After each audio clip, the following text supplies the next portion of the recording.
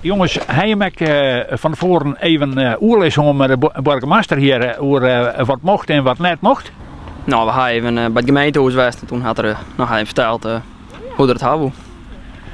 En hoor je hem daar nou precies om? Ja, van mij wel. En wat heeft hij hem dan ook correct verteld?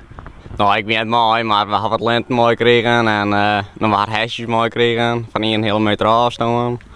En ja, weer, en dan wat folderken en zo. Maar, En hoe laat ben je van de morgen begonnen met chatten, Julian? 8 uur in Jan heen. Dus net altijd beteerd.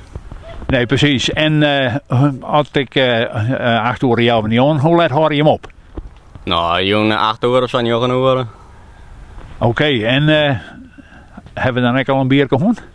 Ja, zeker wel. En jong te 11 uur zitten we nog even. En we gaan nog wel even terug.